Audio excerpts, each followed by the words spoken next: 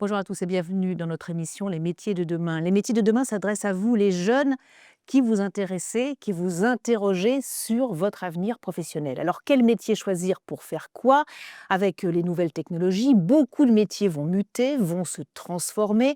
Dans ces conditions, comment se projeter vers l'avenir? Comment anticiper? Eh bien, c'est tout l'enjeu de notre émission Les métiers de demain. On a décidé aujourd'hui de s'intéresser aux métiers de la tech, de l'informatique, de l'ingénierie au logiciel, de l'intelligence artificielle, de la cybersécurité, de la data avec mes invités. Laura Hassan, bonjour.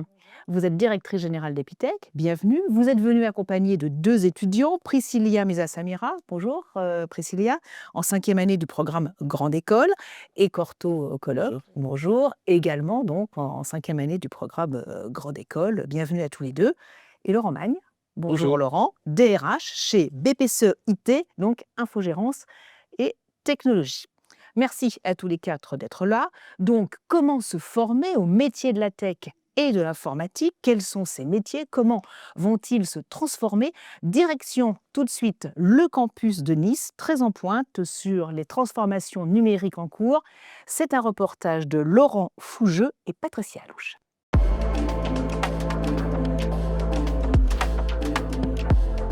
Epitech est une école reconnue qui fait partie du groupe Ionis, qui a été créé il y a 27 ans, avec une pédagogie très innovante par projet, qui met les étudiants directement en situation de réalité de ce qui se passe en entreprise.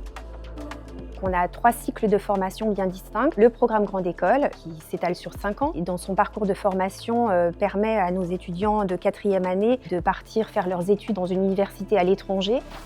Le programme Bachelor, qui lui s'adresse vraiment à des étudiants qui ont déjà une idée de ce qu'ils souhaitent faire ultérieurement, avec différentes spécialités comme la cybersécurité, l'IA, la data. La 3e année s'effectue en alternance. On a un programme Master of Science et des MBA qui s'adresse à des étudiants qui sont déjà titulaires d'un Bac+2 ou d'un Bac+3 sur de l'alternance. Je suis en 5e année à Epitech Nice dans le programme Grande École, c'est-à-dire une grande école d'informatique. On va apprendre vraiment les bases de l'informatique pour pouvoir être capable sur la 3e année de nous développer et d'avoir accès à beaucoup plus de langages différents ou de technologies différentes. J'ai 23 ans, je suis en 5e année au programme Grande École d'Epitech. On apprend à chaque fois un nouveau domaine. Ça va être des jeux vidéo, ça va être de l'application et du serveur. J'ai pris en niveau et là en 5e année, j'ai un niveau professionnel où vraiment je peux m'épanouir dans mon domaine de prédilection qui est l'intelligence artificielle. Je suis alumni Epitech, 28 ans, consultant IT Business et Stratégie à mon compte. Les journées à Epitech ressemblaient à des journées et des périodes de challenge parce qu'on fonctionne en mode projet, en autonomie. J'ai fait 2 ans en alternance dans une entreprise dans la consultation technique, ce qui m'a permis d'acquérir beaucoup de compétences en gestion de projet. J'ai fait mon premier stage, c'est-à-dire les 6 premiers mois de notre 2e année, dans une entreprise niçoise de développement web, ce qui m'a permis de découvrir beaucoup de technologies. On a un réseau de partenaires relativement fort pour nous permettre justement de positionner nos étudiants, que ce soit en stage ou en alternance. J'ai eu la chance de faire 5 stages. J'ai pu me spécialiser encore plus dans l'intelligence artificielle et maintenant je travaille pour une entreprise dans le domaine de la lutte contre le blanchiment d'argent et contre le terrorisme.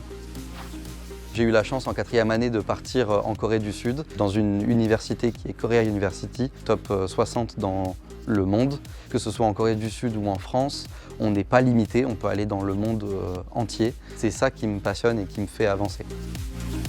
Si je dois donner un conseil aujourd'hui aux étudiants qui sont à la recherche de leur voie, c'est vraiment de chercher la passion. Des écoles telles que Epitech, là où il y a la passion, il y a l'excellence et il y a une exigence aussi afin de déboucher vers des métiers qui sont très en demande comme la data, l'IA, la cybersécurité. C'est un secteur qui est en perpétuelle évolution et justement c'est là toute la richesse du programme d'Epitech, c'est d'avoir cette agilité, d'être précurseur et visionnaire de ce qui va pouvoir se passer dans les années à venir. Ma vision sur les métiers du numérique dans 5 ans, c'est que tout est possible et qu'on est absolument au bon endroit pour évoluer parce que la tech, c'est ici et maintenant à Nice.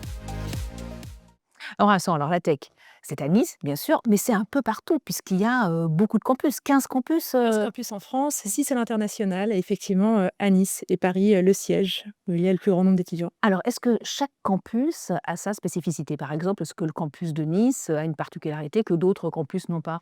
Chaque campus est très ancré dans le maillage territorial. Donc forcément, le campus de Nice est très proche des élus, de la municipalité, des entreprises locales. Effectivement, chaque campus a ses particularités. Maintenant, le programme, lui, il est unique. On a un concours d'entrée unique pour parvenir à Epitech après Parcoursup ou hors Parcoursup selon les programmes. Et par contre, une fois qu'on y est, on vit tous ce même programme. Donc, ce qui est intéressant, c'est de voir justement, vous l'avez un peu abordé, comment on entre à Epitech. Epitech, la grande école, ça a été déjà dans le reportage, mais de l'informatique et de la tech. Comment on rentre? Eh bien, si c'est dans le programme grande école, c'est à travers Parcoursup.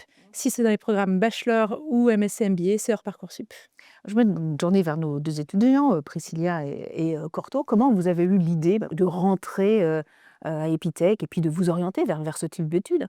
Alors moi, c'est parce que mon oncle est dans l'informatique et dans son entreprise, il y a plusieurs, personnes qui lui ont conseillé cette école et j'ai, assisté à une porte ouverte où c'était une journée d'immersion avec des étudiants. On avait un projet, à rendre durant la journée et l'objectif, c'était vraiment de découvrir le projet, découvrir comment fonctionne, la pédagogie par projet aussi puisque c'est le socle, d'Epitech, la pédagogie par projet. Donc le but, c'était vraiment j'ai apprécié l'immersion que j'ai fait avec les différents étudiants. J'ai apprécié, de découvrir cette pédagogie-là, puisque je sortais d'une année, Vous avez fait une première année de BTS, c'est ça, d'une année de un peu trop BTS. théorique. Oui, c'était beaucoup de théorie, puisque en plus, c'était pendant l'année covid. Il y avait, du distanciel et j'aimais bien l'informatique déjà, mais le fait de vraiment apprendre, plus avec des projets plus concrets, ça m'a poussée à rejoindre, Epitech. Et Corto, vous avez décidé de rejoindre Epitech après un bac général. Oui, c'est ça. J'avais déjà une spécialisation, d'informatique dans mon baccalauréat et ensuite c'était, donc dans mon lycée, lors d'un forum d'orientation, un ancien élève de mon lycée qui était à Epitech était venu présenter cette école-là et donc ça m'avait tout de suite beaucoup parlé, beaucoup plu et ensuite c'est donc, comme Priscilla, dans le cadre d'une journée porte ouverte où il y avait des ateliers d'immersion que j'ai pu découvrir, la méthodologie Epitech et son fonctionnement et donc après avoir passé une journée, en immersion, je savais que c'était là où je voulais passer mes 5 premières années. Oui, c'est ce qui vous intéressait, la méthodologie, un peu, on va en parler avec Laura, mais la méthodologie un petit peu particulière, enfin très particulière même d'Epitech. Oui, c'est ça. C'est-à-dire que c'est pour, des étudiants qui, déjà, pourraient être, assez autonomes, mais où en fait, où on peut soi-même, aller à la vitesse dont on le souhaite sur certains éléments d'apprentissage. Dans des cadres de pédagogie beaucoup plus magistrale, avec des cours, on aura quoi qu'il arrive un certain nombre d'heures par module, même si c'est des modules qu'on maîtrise particulièrement. Alors que là, dans le cadre d'Epitech, on peut vraiment prendre le temps, de travailler sur des sujets qu'on ne va pas trop maîtriser, hein, et s'assurer après d'avoir, tout appris correctement. Alors juste avant de rentrer dans le détail de la pédagogie avec vous Laura, donc il y a le côté Parcoursup, bon là voilà, c'est on Parce qu'on a connaît, diplôme voilà, visé, donc diplôme reconnu par le ministère de l'enseignement supérieur, là, Parcoursup. on connaît, voilà, c'est le cauchemar de tous les parents. Et puis il y a l'autre possibilité hors Parcoursup, mais là il y a un petit concours, comment ça se passe? Oui, il y a un entretien de motivation puisque effectivement on doit s'assurer que le profil de l'étudiant correspond à ce qui va être proposé à l'intérieur de l'école. Alors, cette pédagogie qui casse les codes et qui d'ailleurs a donné lieu et donne lieu à un livre, Déchaîner l'intelligence, casser les codes pour former à tous les futurs. Donc, ça veut dire quoi? Ça veut dire que c'est la pratique La qui est au pratique, cœur de la formation, il n'y a pas de cours magistraux? exactement. De la même façon que vous n'apprenez pas le tennis dans un livre, eh bien, on va vous faire taper, taper, taper dans une balle. C'est effectivement ça, Epitech. Alors, tout est prévu pour monter en compétence à travers les projets. Ces projets, ils sont conçus par des professionnels experts dans leur métier. On est très, très proche des entreprises. On a aussi une équipe d'ingénieurs pédagogiques. Ils sont pas moins de 17 au siège à travailler sur ces projets. Et chacun de ces projets est conçu pour que, jour après jour, on sache exactement par quelle compétence, par quelle étape mentale va passer l'étudiant. Rien n'est laissé au hasard. Alors, il n'y a pas qu'un seul chemin, et c'est ça qui est intéressant. Comme vient de le dire Corto, eh bien, chacun va pouvoir avancer à son rythme, mais à la fin, on s'assure que chacun, que toute la promo maîtrise l'entièreté des compétences. Et cette pédagogie, bien sûr, elle est appliquée dans tous les campus, à Nice comme dans les autres campus en France et à l'international. Exactement, partout, France internationale, avec un très fort taux d'encadrement, c'est un encadrant pour 15 étudiants. Laurent Magne, vous êtes partenaire d'Epitech, mais vous n'avez pas que des étudiants d'Epitech en stage ou en alternance. Qu'est-ce que vous pensez de cette pédagogie? Effectivement, on apprécie beaucoup cette dimension de l'apprentissage par l'action. Voilà. On a des étudiants, on le voit bien quand ils viennent chez nous en stage ou en alternance, on a des étudiants qui apprennent à apprendre, des étudiants qui placent l'expérimentation aussi pas mal au cœur de, voilà, de leur fonctionnement. Et donc, il y a une dimension voilà, relativement opérationnelle qu'on trouve chez les étudiants d'Epitech et qui est intéressante, en tout cas pour nous, parce on leur offre des possibilités de stage, par exemple, où ils vont pouvoir assez vite être sur la recherche de solutions, pour le compte de BPCEIT. Quel type de métier on trouve chez BPCE-IT? Alors vous allez trouver nous, on est une filiale informatique du groupe BPCE. Le groupe BPCE, c'est les banques populaires, les caisses d'épargne, c'est aussi Natixis, banque d'investissement, et on est la filiale informatique en charge d'opérer les systèmes d'information pour nos 35 millions de clients, délivrer des solutions d'infrastructure pour faire tourner ces systèmes et assurer la sécurité et la cybersécurité des systèmes d'information. Les métiers qu'on va trouver chez nous, c'est des métiers d'ingénierie de production informatique, c'est des métiers, de réseau, c'est des métiers de sécurité, de cybersécurité.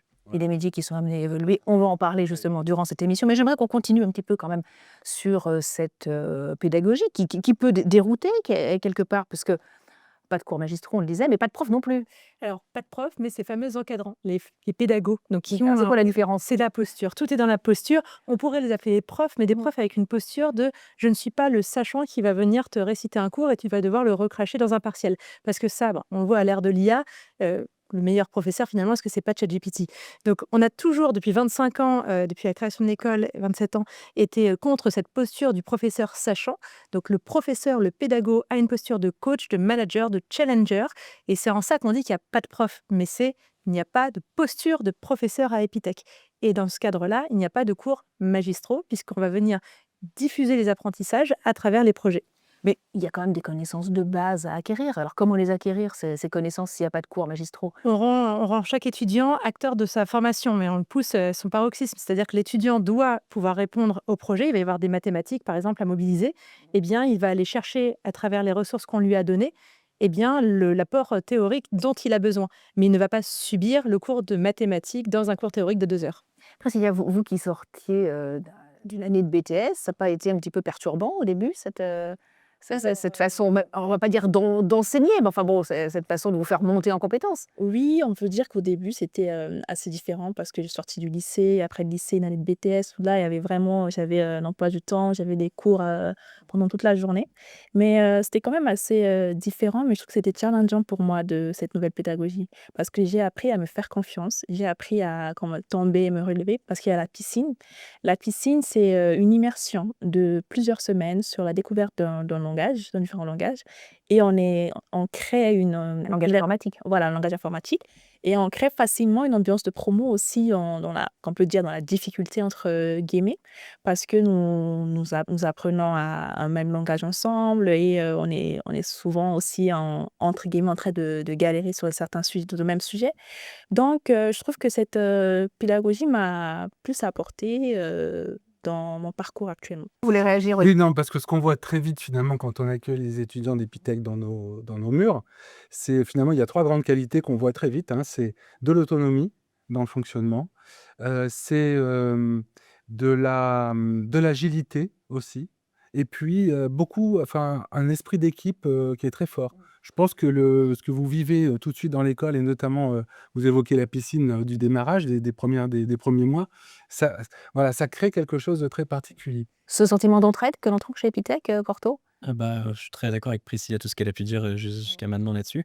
Et c'est vrai qu'en plus, donc l'équipe pédagogique, donc nous suit continuellement dans la piscine et aussi on a des moments, on va dire, où on sort un petit peu du cadre, purement, d'apprentissage et on a des petits challenges autres, par équipe. On est aussi divisé par équipe dans la piscine pour être sûr après qu'il y a un petit challenge, qui peut s'installer, une forme de compétition, et autres. On a des exercices supplémentaires, on va dire, à rendre pour essayer de faire gagner des points à notre équipe ou des petits challenges. Et donc, c'est comme ça que la première vraie cohésion va se faire, étant donné qu'après la piscine, normalement, on enchaîne directement sur un voyage d'intégration. Oui.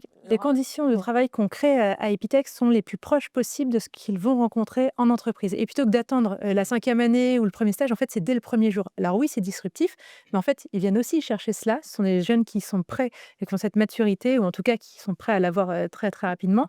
Et toutes les conditions de travail sont là pour être le plus proche possible de ce qu'on va vivre en entreprise, du challenge, de la cohésion, un projet qui tombe et auquel il faut savoir répondre dans des conditions très limitées en temps, en budget ou en technologie. Et en matière de connaissances, est-ce que les étudiants d'Epitech, ils ont des connaissances équivalentes à ceux qui sortiraient de cursus plus classiques? Oui, alors le cursus d'apprentissage est un peu différent. Il y a des formations qui sont beaucoup plus académiques. Là, on vient de parler d'Epitech et de son modèle pédagogique. Mais au final, par l'apprentissage du terrain, par aussi ce qu'ils apprennent entre eux et ce qu'ils vivent en entreprise, oui, ils acquièrent les connaissances qui sont nécessaires pour ensuite pouvoir exercer leur métier chez nous, en particulier, quand ils ont terminé leurs études. Et On ils n'a ont pas d'inquiétude là-dessus. Et ils ont appris à apprendre. C'est-à-dire que si Ouais. demain, il leur manque une connaissance, ils savent comment aller la chercher. Comment aller chercher la connaissance, ça c'est important. Il y a un autre point qui est important, c'est la synergie des formations avec des autres écoles de groupe Ionis, puisque le groupe Ionis a combien d'écoles? Enfin, Il y a voilà, 27 écoles. 27 écoles, voilà. Donc, alors comment ça se concrétise, Oui. cette hybridation des compétences? Bah là, dès la première année, en fait, pour les forcer, enfin, leur apprendre là aussi à travailler ensemble, puisque c'est quand même ce qui va se passer en entreprise, hein, à travailler avec des juristes, travailler avec des créatifs, travailler avec le marketing, la communication. On mélange les étudiants sur l'ensemble de nos campus, notamment avec l'ISEG, l'école de communication et de marketing, et IARTSUP, l'école de créa du groupe Ionis. Et eh bien, on vit des semaines. Alors la première année, forcément, on est plutôt dans le fun, un icebreaker.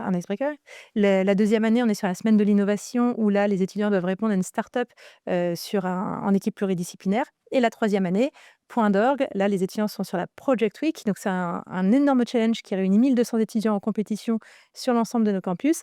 Et ils répondent ensemble en équipe pluridisciplinaire à une problématique d'un annonceur client.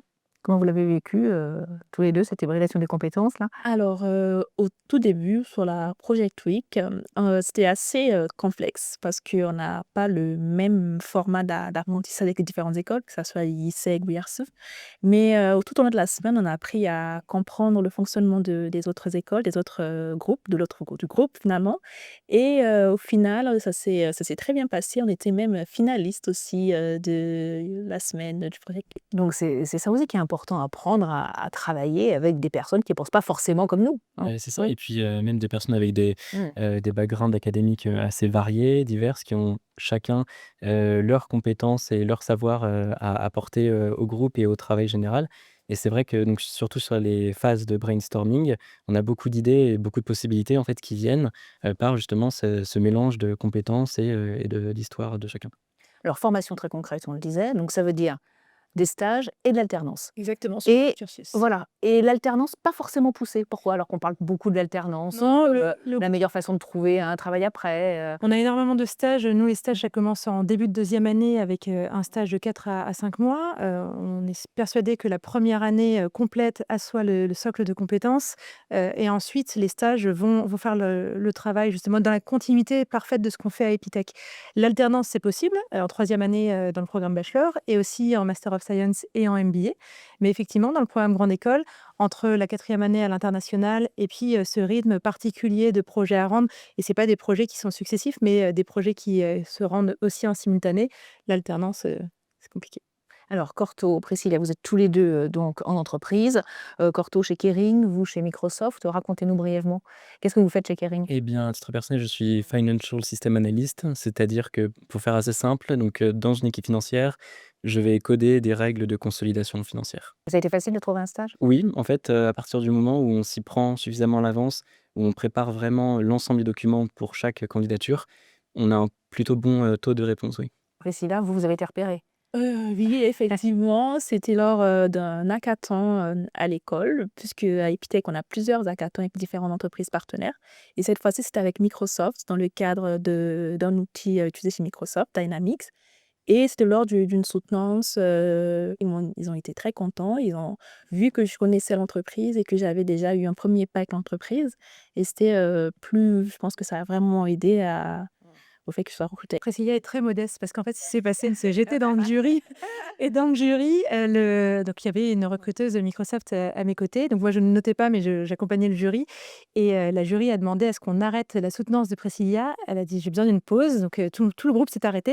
Elle m'a dit, qui est cette jeune fille? Elle a tout compris aux problématiques et aux valeurs de Microsoft. Je veux pouvoir m'entretenir avec elle. Alors, il y a un avenir qui est tout tracé là pour Priscilla. Laurent, on parlait de l'alternance, on parlait des stages. Voilà, c'est vrai que l'alternance, les stages là, ont l'air de reprendre un petit peu de poil de la bête par rapport à l'alternance, mais ça peut être pour des raisons économiques. Est-ce que vous voyez vraiment une vraie différence entre les jeunes qui sont en stage, qui sont en alternance en fonction des compétences? Et puis, est-ce que vous, entreprise, vous aurez plus de propension à garder un alternant qu'un stagiaire ou pas du tout? Alors nous, on recrute à peu près 160, 180 emplois jeunes chaque année. Ça se répartit finalement assez moitié-moitié entre des alternants qui viennent chez nous pour 1 an, 2 ans, 3 ans et des stagiaires.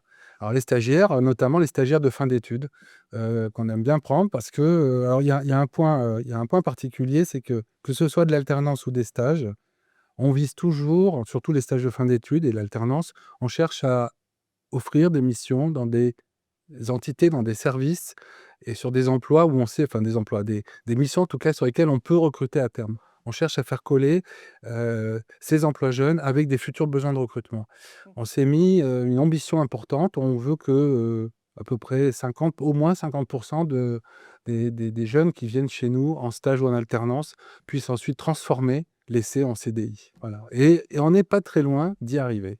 Voilà. Donc pour nous, c'est un vrai levier. Non seulement d'abord l'alternance et les stages, c'est un levier de rencontre entre le monde de l'entreprise et le monde de l'éducation, dont on a besoin pour s'enrichir mutuellement. Et puis, c'est un vrai levier pour nos besoins de recrutement futurs. C'est pour ça qu'on est ambitieux, en tout cas, dans cet objectif de transformation en CDI.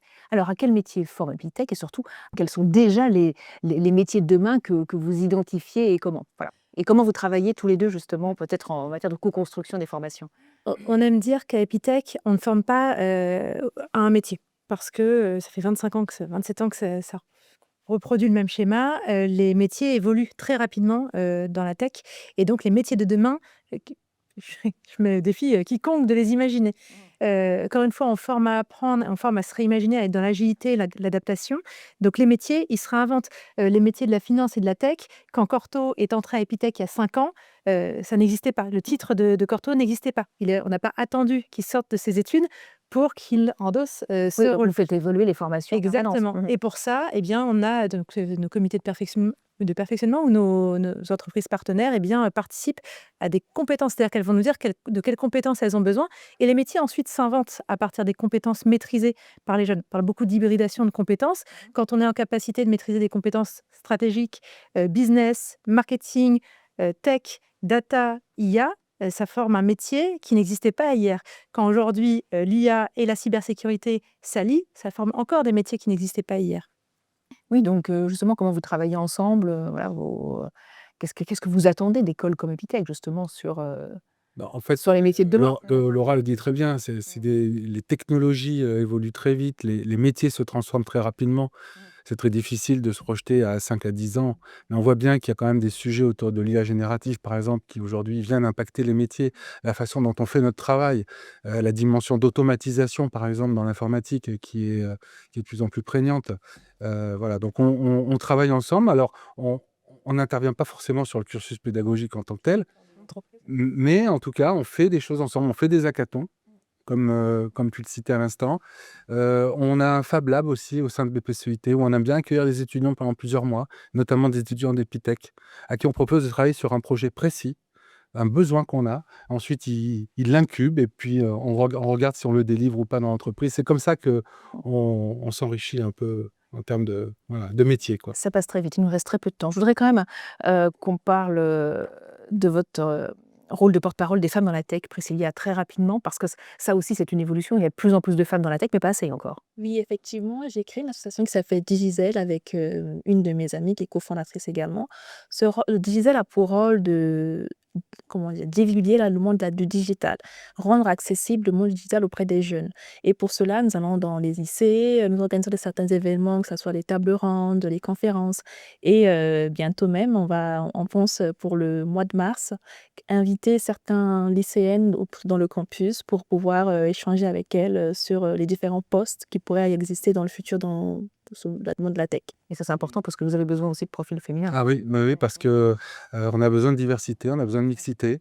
Voilà, on a besoin d'hommes et de femmes, on est divers dans nos générations, on est divers dans les origines, dans les expériences. Il faut aussi qu'on soit divers dans les genres. Voilà.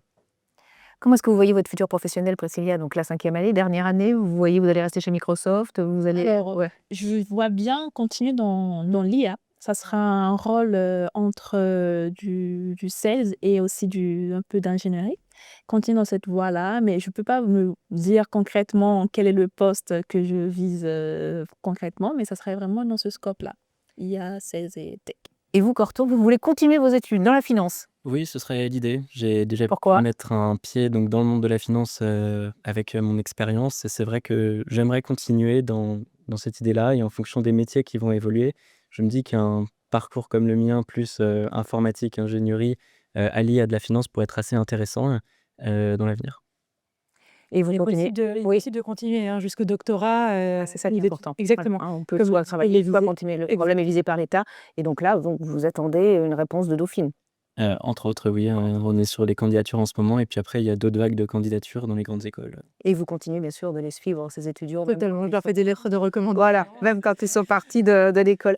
Alors on arrive bientôt à la fin de cette émission. Encore quelques petits points, à évoquer, notamment comme le taux d'insertion, les salaires aussi à la sortie, d'Epitech et puis est-ce qu'on, il y a une chance de trouver un job? Voilà, dans quelle mesure? Et puis comment on finance aussi ces Et études, ça comment peut être, financer les études? C'est intéressant. important aussi, oui. Donc, taux d'insertion, 100 de nos étudiants, nos diplômés, sont en emploi dans les 6 mois. Il y a aucun problème, là-dessus. Au contraire, les étudiants reçoivent énormément d'offres de CDI quand ils sont en stage de fin d'études, évoqué tout à l'heure par Laurent, donc sur leur 5e année. Sur le financement de leurs études, il faut aussi savoir que beaucoup, les 3/4, voire la quasi-totalité, sont en freelance et opèrent des missions pour les entreprises pour financer, leurs études, hein, parce que ça a forcément un coût et donc ils peuvent prendre un emploi étudiant, des missions de freelance et puis un prêt étudiant. Mais le plus souvent, eh bien, ils arrivent à financer par leurs missions de freelance et par les stages. Ensuite, en termes de salaire à la sortie, alors là, tout dépend en fonction de s'ils, travaillent dans les gros groupes, plutôt dans les startups, parce qu'il en l'info pour tout le monde n'est pas prêt à rentrer dans un De énorme leur groupe. compte aussi, hein? Se mettre à son compte, exactement. On a plus de 12 d'étudiants même 16 pardon, qui se mettent à leur compte.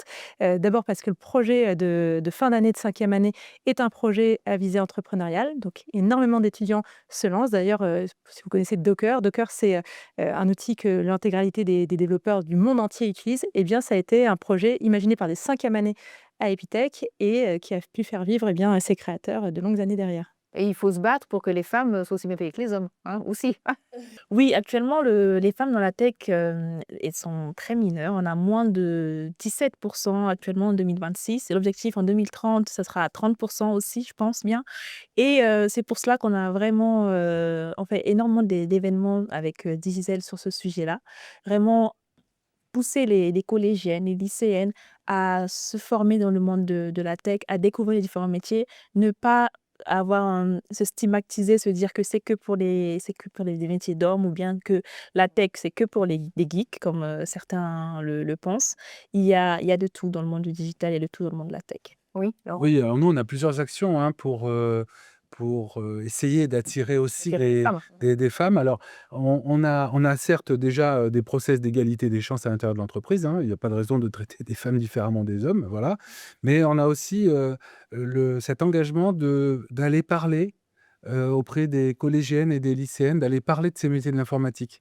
Parce qu'en fait, on se rend bien compte que c'est dès le collège que ça se joue et que si on veut pouvoir essayer de convaincre plus de jeunes filles d'aller aussi vers ces métiers-là, voilà, on a des engagements autour de Capital Filles, par exemple. On prend des stagiaires de seconde et on a dans nos stagiaires de seconde des jeunes filles qui viennent, voilà. Et c'est une manière aussi de sensibiliser cette population féminine qui est moins appétente à rejoindre l'informatique, aujourd'hui encore. Sur les stages de seconde, justement, Epitech accueille depuis 2 ans énormément de stagiaires de seconde, 2000 stagiaires de seconde accueillis sur l'ensemble des 15 campus, dont 30 de places réservées aux jeunes filles pour justement, Oui, vous le disiez, favoriser. Et je pense qu'en termes de salaire, on peut interroger Corto s'il le veut Oui. bien, Oui. sur son salaire de 5e année. Oui, bah, souvent ça dépend des conventions collectives des entreprises, mais c'est vrai qu'on peut facilement prétendre, donc avant d'être diplômé, par mois, on est peut-être sur un SMIC, Oui. alors qu'on n'est pas encore diplômé et donc après forcément après, l'obtention du diplôme, ça augmente assez, significativement quand même. Mais là, vous n'êtes pas sur un SMIC. Un peu plus, mais Non, mais après il y a différents avantages et autres qui viennent s'additionner. quelque chose peut-être encore à ajouter avant de clore cette émission, Corto, un point que vous auriez voulu, aborder, je ne sais pas, sur la mise à jour, peut-être des continuels de vos compétences, des compétences? Bah, c'est vrai que, bah, sur cette, mise à jour de compétences, même sur l'apprentissage tout au long de ces 5 dernières années, la personne que j'étais en sortant du lycée est très différente de la personne que je suis Mmh. devenu maintenant, après, presque 5 ans et c'est vrai que c'est beaucoup de professionnalisation, beaucoup de compétences apprises et aussi cette capacité à continuer à se réinventer et à apprendre et donc j'espère encore apprendre beaucoup, dans les futures années. Un dernier mot, Laura, à ajouter? Puisqu'on est à Nice, eh Oui. bien, Epitech Nice a gagné la Project Week justement 2026 avec le Salon du Cheval de Paris. Et bravo donc à toute l'équipe Epitech Nice en synergie, Epitech, IRTUP et l'ISEG. Et voilà, donc un bel exemple de la synergie des compétences. Merci beaucoup à tous les 4. Merci à vous tous de nous avoir suivis. Vous pouvez nous retrouver sur Demain TV, sur MCE, ma chaîne étudiante, sur Job Talk TV, bien sûr, et sur les réseaux sociaux. À très vite.